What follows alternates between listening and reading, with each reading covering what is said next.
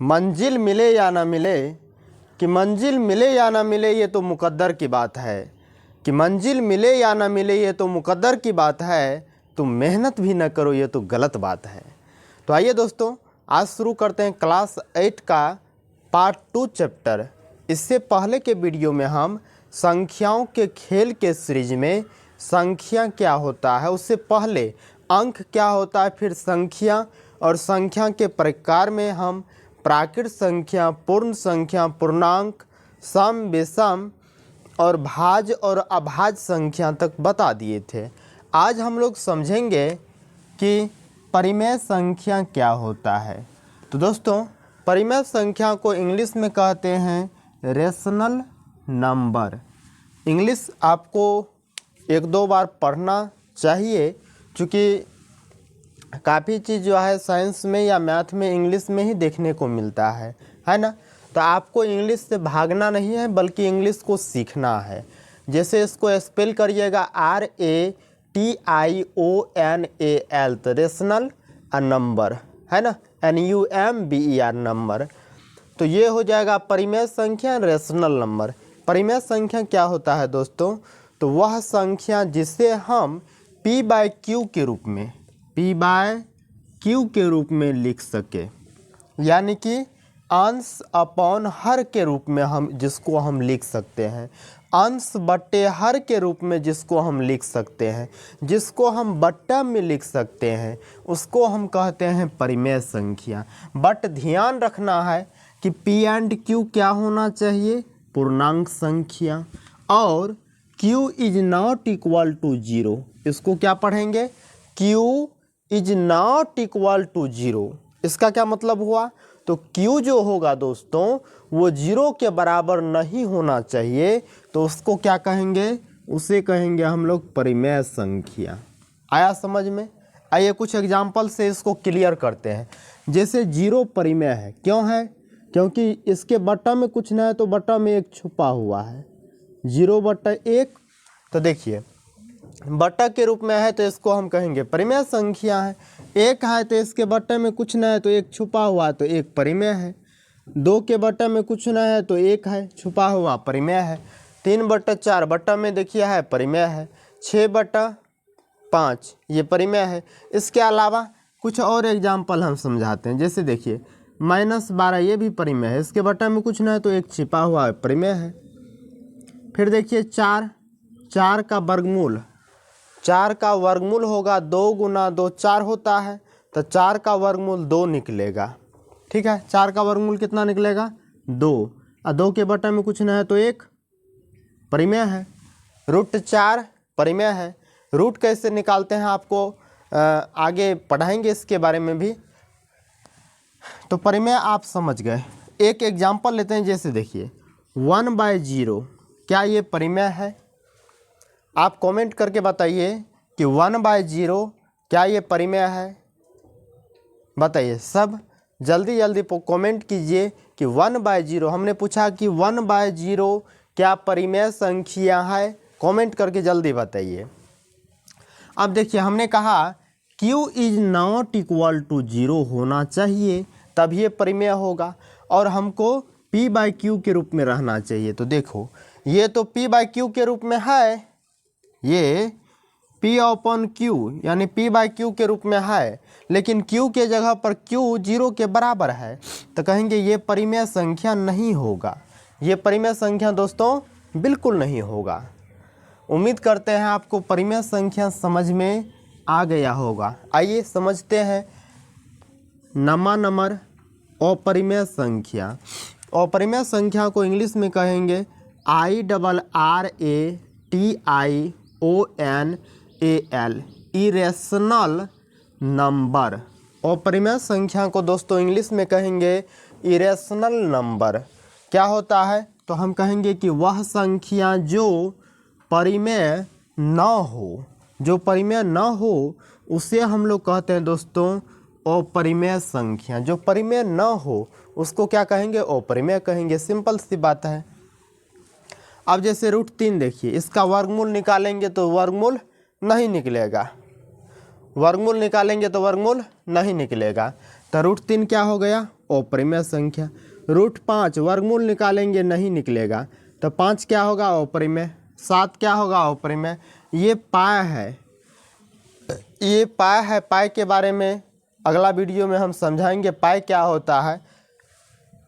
पाई का मान जो होता है 3.14 करके अनंत तक होता है। ये अनंत तक जाएगा, तो जिसका कोई अंत ना हो वो वैसे भी अपरिमेय होगा। जैसे देखिए 1.37 यहाँ डॉट डॉट डॉट लगा दिए तो ये अपरिमेय होगा। 4.26 डॉट डॉट डॉट लगा दिए तो ये अपरिमेय होगा। ठीक है, अपरिमेय आपको समझ में आ गया। अब है 10वां नंबर का क्वेश्चन, वास्तविक संख्या, जिसको इंग्लिश में कहते हैं रियल नंबर। ये क्या होता है समझिए। परिमेय संख्या और अपरिमेय संख्या के परिवार को वास्तविक संख्या कहते हैं। यानी कि आप ऐसे समझ लीजिए कि ये परिमेय संख्या जो है ना, परिमेय संख्या और अपरिमेय संख्या को मिला दीजिएगा तो वास्तविक संख्या हो जाएगा। ठीक, तो परिमेय संख्या आप समझ ही गए, अपरिमेय संख्या आपको बता ही दिए। ये दोनों को जब मिला देते हैं तो क्या बनेगा मेरा वास्तविक संख्या, यानी कि रियल नंबर। कोई भी संख्या लिख दीजिए, सब संख्या वास्तविक संख्या ही होता है। और एक होता है काल्पनिक संख्या, जिसको अवास्तविक संख्या भी कहते हैं, जो आगे के क्लास में यानी कक्षा 11th में आपको पढ़ना है। वो क्या होता है थोड़ा सा हम बताना चाहेंगे। रूट के अंदर यदि कोई माइनस में संख्या है तो इनको कहते हैं हम लोग इमेजिनरी नंबर, यानी काल्पनिक संख्या। इसके बारे में हम लोग कक्षा 11th में पढ़ना है। 10th क्लास तक आपको वास्तविक संख्या तक आपको समझना है। तो यदि आप कक्षा 8 क्लास में है तो चैनल को सब्सक्राइब कर लीजिए और कमेंट करके आप बताइए कि आप मेरा वीडियो कहाँ से देख रहे हैं। और आप वीडियो रेगुलर देखिए, वीडियो को 1 से 2 बार देखिएगा तो आपको ऐसे भी समझ में आ जाएगा। और कॉपी कलम पर नोट करके आप उनको सीखिए। यदि मैथ आपको अच्छा से समझना है, मैथ में आपको आगे बढ़ना है, तो आप सारे कंटेंट को जो है अच्छा से नोट करिए। आपका राइटिंग नहीं बनता है तो घर पे अच्छा से इसी को जो है 2-4 बार 5 बार लिखिए, राइटिंग धीरे धीरे बनना शुरू हो जाएगा। और जब तक आप जो है आप खुद से अपने प्रॉब्लम को सॉल्व नहीं करिएगा तो फिर लोग आपके बारे में कैसे जानेंगे आपको कौन चीज़ में दिक्कत हो रहा है। और आप वीडियो रेगुलर देखते रहेंगे तो हम गारंटी लेते हैं कि आप और सारे बच्चे से मैथ में सबसे आगे आप रहिएगा। धीरे धीरे फिजिक्स का भी क्लास आएगा जो काफ़ी रोमांचक तरीक़ा से आपको पढ़ाएंगे। आपको ऐसे ऐसे मैजिक के बारे में बताएंगे, आपको लगेगा कि अरे ये तो साइंस है, पहले तो मुझे पता ही नहीं था। तो वो सारा भी वीडियो धीरे धीरे आएगा। बस थोड़ा बहुत आप लोग का सपोर्ट चाहिए। मेरा चैनल थोड़ा नया है, आप लोग थोड़ा सपोर्ट कीजिए। तो यदि इस तरह से लाइक कमेंट वगैरह सब्सक्राइब वगैरह बढ़ेगा तो फिर हम इस पर अच्छे से ऑनलाइन भी क्लास लेंगे। जैसे अभी ऑफलाइन में पूरा सुपौल में छाए हुए हैं, उसी प्रकार से ऑनलाइन में भी जो है एक अलग प्रकार का जलवा रहेगा। तो चलिए देखते हैं 8, 9 और 10। यहाँ पर संख्या ख़त्म होता है 8 क्लास के लिए। अब हम लोग वास्तविक संख्या का कुछ गुणधर्म है उसके बारे में पढ़ेंगे। चलिए यहाँ तक नोट कर लीजिए। आइए दोस्तों, अब हम लोग चलते हैं वास्तविक संख्याओं के गुण के बारे में। Properties of real number. पहला नियम है समवर्क नियम। पहला नियम क्या है?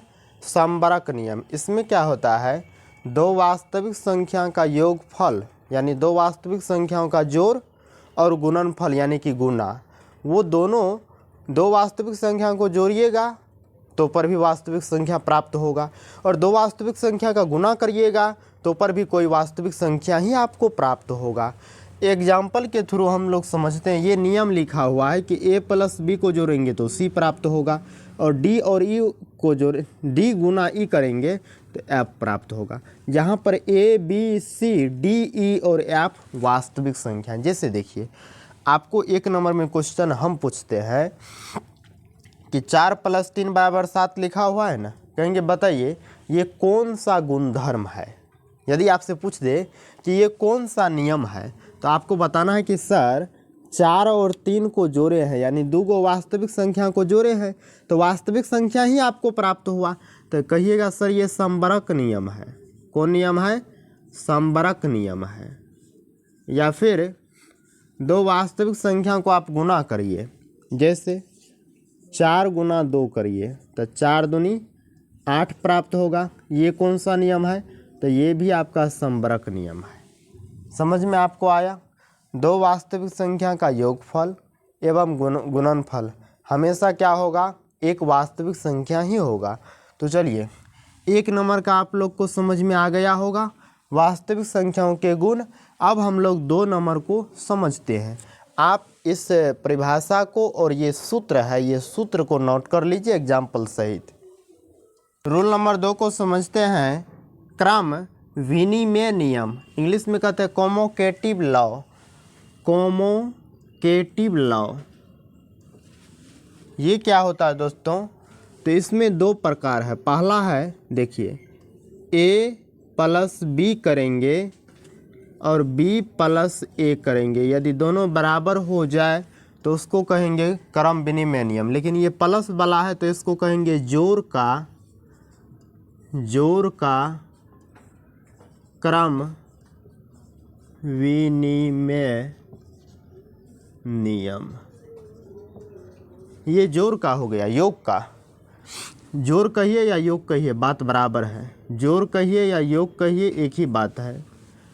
तो a + b बराबर क्या होगा? b + a। कुछ एग्जाम्पल समझते हैं। इनका एग्जाम्पल देखिए, जैसे 2 + 3 करेंगे या 3 + 2 करेंगे, बात दोनों बराबर है। 2 और 3 कितना होगा? 5 होगा। फिर 3 और 2 को भी जोड़ेंगे तो 5 ही होगा, यानी कि 2 3 5 3 2 5। यही बात को उधर उलट दिया गया है, तो इसको क्या कहेंगे दोस्तों? योग का क्रम विनिमय नियम। योग का क्रम विनिमय नियम। फिर देखिए 4/3 जोड़ 6/7, इसी को उलट दीजिए। ये अंतिम में है तो शुरू में 6/7 + 4/3। हम आपसे पूछेंगे कि इसको देख करके बताइए ये कौन से नियम पर है, तो आपको बता देना है। देखिए ना, इसी को उलट दिए हैं और योग वाला है, कहेंगे योग का क्रम विनिमय नियम है। कौन सा नियम है? तो योग का क्रम विनिमय नियम है। तो ये 1 नंबर और 2 नंबर दोनों एग्जाम्पल से आप क्रम विनिमय नियम को अभी तक में समझ गए होंगे। अब ये तो हो गया योग का, और दूसरा होता है गुना का। a × b बराबर यदि हो जाए b × a, तो इसको कहेंगे हम कि ये जो है ये गुना का क्रम विनिमय नियम है। ये किस चीज़ का है? गुना का क्रम विनिमय नियम। जैसे आप देखिए एग्जाम्पल, 4 × 3 करेंगे तो 3 × 4 के बराबर, यानी कि इसी को उलट दिया गया है। 4 × 3 3 × 4 कौन सा नियम पर है? कहेंगे गुना का ये क्रम विनिमय नियम है। 8 × 2 फिर 2 × 8 करेंगे, कौन सा नियम है दोस्तों? तो ये गुना का क्रम विनिमय नियम है। तो क्रम विनिमय नियम आप 1 नंबर और 2 नंबर दोनों सूत्र को आप समझ गए होंगे। ये क्रम विनिमय नियम सारे चीज़ों को आप समझ गए होंगे। अब इसमें एक हम नोट करके आप लिख लीजिएगा कि ये नियम घटा और भागा पर काम नहीं करता है। आपको हम एग्जाम्पल दे करके समझा देते हैं क्यों काम नहीं करता है। तो जैसे देखिए 2 में से 3 घटाइए और 3 में से 2 घटाइए, ये यदि दोनों बराबर होगा तब ये ना क्रम विनिमय नियम काम करेगा। क्रम का मतलब क्या, सीरियली, विनिमय का मतलब क्या, उल्टा। यानी क्रम को उलटने से भी यदि समान हो उसी को तो क्रम विनिमय नियम कहते हैं। अब इसमें आप देखिए 2 में से 3 घटेगा, छोटा में से बड़ा घटेगा, तो आप पढ़े होंगे बच्चे में तो माइनस लगता है 1 होगा, और 3 में से 2 घटेगा तो 1 होगा। क्या -1 और +1 बराबर होगा? तो बिल्कुल नहीं, दोनों बराबर नहीं होगा। तो घटाव पर क्रम विनिमय नियम काम नहीं करता है, आपको याद रखना है। भागा पर भी काम नहीं करता है। जैसे देखिए 8 भागा 4 करिए, बट्टा मतलब भगे हुआ, इसी को उल्टा देते हैं, या ऐसे करिए ना 8 भागा 4 और 4 भागा 8 दोनों बराबर होगा, तब ये तो कहेंगे कि भागा पर भी क्रम विनिमय नियम काम करता है। तो 8 में 4 से भागा दीजिए, पुनः 4 में 8 से भागा दीजिए। 4 एकान 4, 4 दूनी 8, यहाँ होगा 4 एकान 4, 4 दूनी 8, तो यहाँ हुआ 2, यहाँ हुआ 1/2। क्या ये दोनों बराबर है? तो बिल्कुल नहीं, ये बराबर नहीं है। तो आप देखिए घटा और भागा पर ये नियम काम नहीं करना है। तो आपको नोट में क्या लिख लेना है कि क्रम विनिमय नियम जो है घटा और भागा पर काम नहीं करता है। तो हम लोग दूसरा नंबर तक समझ लिए, अब तीसरा नंबर को समझते हैं। आप इतना को नोट कर लीजिए और उम्मीद करते हैं आपको पसंद आ रहा होगा क्लास। और यदि आपको समझ में आ रहा है, पसंद आ रहा है, तो कृपया करके कमेंट करके बताइए कि आपको जो है इसमें कोई प्रॉब्लम भी है और कैसा लग रहा है। अब वास्तविक संख्याओं के गुणधर्म में तीसरा गुणधर्म समझते हैं। इसका नाम है साहचर्य नियम। साहचर्य नियम में क्या होता है दोस्तों, इसको इंग्लिश में कहते हैं एसोसिएटिव लॉ। एसोसिएटिव लॉ ये क्या होता है? ये भी होता है जोड़ का साहचर्य नियम।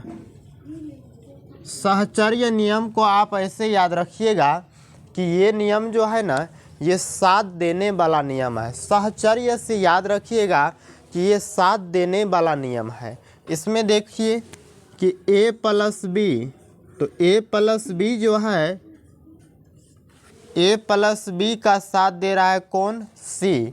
तो अगला टर्म में यदि a साथ देगा b + c का, यदि ऐसा होगा तो ही हम कहेंगे कि ये कौन सा नियम है? साहचर्य नियम है। एक एग्जाम्पल से समझते हैं। यदि आपको ऐसा कहीं पर दिखे 4 + 3, तो 4 + 3 का साथ दे रहा है 5। फिर आगे आप देखें कि 4 भी साथ दे रहा है किनका? 3 + 5 का। यदि आपको ऐसा दिखे तो आपको बताना है कि ये जो है ना, ये योग का साहचर्य नियम है। ये किनका साहचर्य नियम है? योग का साहचर्य नियम है। आपसे पूछे ये कौन से गुणधर्म पर है, कहेंगे योग का साहचर्य नियम है। एक और एग्जाम्पल देखते हैं। 6 + 2 करेंगे तो 6 + 2 का साथ दे रहा है कितना? 4। तो अगला टर्म में क्या होगा? 6 भी साथ देगा 2 + 4 का। तो इनको हम कहेंगे जोड़ का साहचर्य नियम। ठीक है, तो हम लोग जोड़ का साहचर्य नियम समझ गए। अब हम लोग गुणा का साहचर्य नियम सीखते हैं। नंबर 2 में देखिए, इसको हम कहेंगे गुणा का साहचर्य नियम। तो गुणा का साहचर्य नियम में क्या होगा? जैसे a गुना b, तो a गुना b का साथ कौन दे रहा है? c। तो अगला टर्म में a भी साथ देगा किनका? b गुना c का। यदि ऐसा कुछ दिखे, ऐसा कुछ आपको लगे इस नियम पर आधारित है, तो कहेंगे ये गुणा का साहचर्य नियम है। एक एग्जाम्पल के सहायता से हम इनको समझते हैं। यदि 4 गुना 2 ये दोनों का साथ दे रहा है 3, अगला टर्म में देखिए कि 4 भी यदि साथ दे रहा है 2 गुना 3 का, कोई कहेगा कि ये कौन से गुणधर्म पर आधारित है, तो इसको हम कहेंगे ये गुणा का सहचर्य नियम है। ठीक, देखिए 4 गुना 2 है तो ये दोनों का साथ दे रहा है 3, तो अगला टर्म में देखिए 4 भी साथ दे रहा है 2 गुना 3 का। तो इस तरह से यदि कहीं पर दिखे तो कहेंगे गुणा का ये सहचर्य नियम है। तो उम्मीद करते हैं आपको सहचर्य नियम अच्छा से समझ में आ गया होगा। इनको याद रखिएगा कि ये साथ देने वाला नियम है। तीसरा नंबर समाप्त। अब हम लोग चौथा नंबर का क्वेश्चन यानी चौथा नियम के बारे में समझेंगे। आइए, चौथा नियम है वितरण नियम या बंटन नियम। इसमें पहला है गुणा का जोड़ पर वितरण नियम।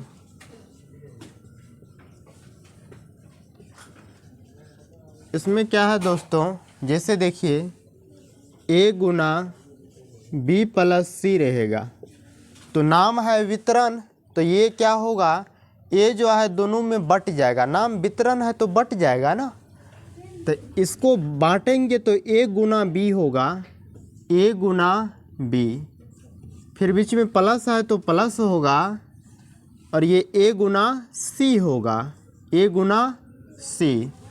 इस प्रकार से हो जाए। देखिए आप देख रहे हैं कि a गुना b हो गया, देखिए a गुना b है ना, फिर प्लस है तो प्लस a गुना c, तो a गुना c है यहाँ पर a गुना c, तो इस नियम को कहेंगे वितरण नियम।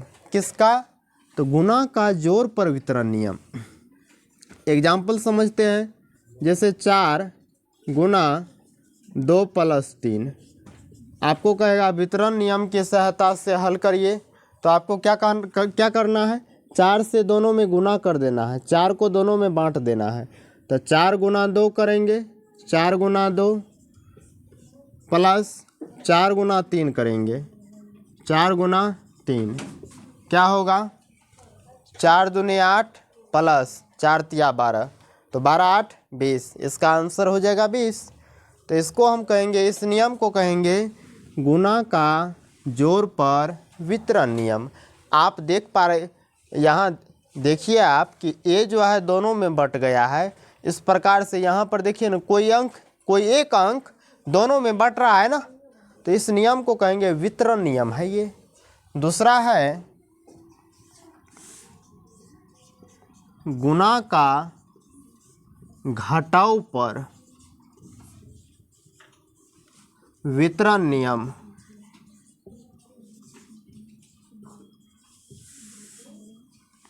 इसमें क्या होगा, तो a गुना b माइनस सी है, तो ये गुना का घटाव पर है। इसमें क्या होगा, a गुना b होगा, a गुना b, माइनस है तो माइनस, फिर से a गुना c हो जाएगा, इसको लिखेंगे a गुना c। और सेम बात ये घटाव पर है तो इसको कहेंगे गुना का घटाव पर वितरण नियम। जैसे आप देखिए एग्जाम्पल के तौर पर 4 गुना 3 घटाव 2 है, इसको कैसे बनाएंगे, तो 4 गुना 3 लिखेंगे, बीच में माइनस तो माइनस, फिर 4 गुना 2 लिखेंगे, 4 गुना 2, और इसको हल कर लेंगे। 4 तिया 12, 4 तिया 12 माइनस 4 दूनी 8, 12 में से 8 जाएगा तो 4 होगा।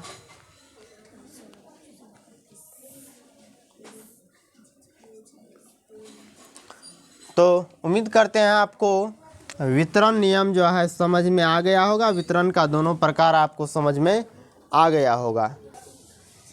चलिए अगला नियम है योज्य प्रतिलोम। योज्य प्रतिलोम में क्या होता है दोस्तों, जिन दो संख्याओं का योगफल 0 हो वो दोनों एक दूसरे के योज्य प्रतिलोम कहलाते हैं। जैसे देखिए a प्लस माइनस ए करते हैं तो क्या होगा, ए में से ए घटेगा तो कितना होगा, 0। तो हम कहेंगे ए का योज्य प्रतिलोम माइनस ए होगा और माइनस ए का योज्य प्रतिलोम ए होगा।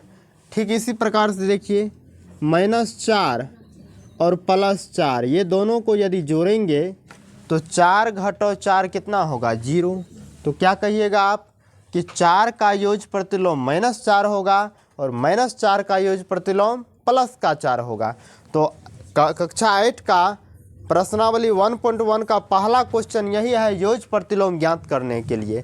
तो आपको यदि कहेगा 3 का योज्य प्रतिलोम क्या होगा, तो आप जरा सोचिए 3 में क्या जोड़ेंगे कि 0 आएगा। तो 3 में जोड़ेंगे -3। अब इसको जो है जोड़ेंगे तो 3 + -3 0 होगा। तो 3 का योज्य प्रतिलोम -3 होगा और -3 का योज्य प्रतिलोम +3 होगा। यानी कि प्लस में रहेगा तो माइनस में बदल देना है, माइनस में रहेगा तो प्लस में बदल देना है। 6/7 रहेगा तो इसका योज्य प्रतिलोम क्या होगा, -6/7। तो योज्य प्रतिलोम आप समझ में, योज्य प्रतिलोम आपको समझ में आ गया होगा। प्लस वाला का माइनस में बदलना है, माइनस वाला का प्लस में। अच्छा बताइए आप, 0 यदि है, 0 का योज्य प्रतिलोम क्या होगा। तो 0 में कोई चीज़ जोड़ने घटाने की बात नहीं होगी, 0 तो खुद भी 0 है। तो 0 का योज्य प्रतिलोम क्या होगा, 0 ही होगा। 0 में 0 ही जोड़ेंगे तो 0 होगा। समझ गए। तो योज्य प्रतिलोम आपको समझ में आ गया। अब समझते हैं क्वेश्चन नंबर 6 को। ये लास्ट नियम है वास्तविक संख्या का गुणात्मक प्रतिलोम। 6ठा नंबर में देखिए गुणात्मक प्रतिलोम। ये क्या होता है दोस्तों, गुणात्मक प्रतिलोम जिन दो संख्याओं का गुणनफल यानी कि गुना एक हो, वो दोनों एक दूसरे के गुणात्मक प्रतिलोम कहलाता है। जैसे देखिए 5 का गुणात्मक प्रतिलोम क्या होगा, तो 5 में क्या चीज़ से गुना करेंगे तो 1 होगा। तो इसका उल्टा कर दीजिए, इसके बटन में कुछ नहीं है तो 1, इसका 1 ऊपर करिए, 5 नीचा करिए, इसको काटिए, 1 कटेगा तो 1 ही ना बचेगा। देखिए दोनों का गुना कितना आया, 1। तो कहेंगे 5 का गुणात्मक प्रतिलोम 1/5 आया। जैसे आपको हम दे दें 5/6 का गुणात्मक प्रतिलोम बताइए।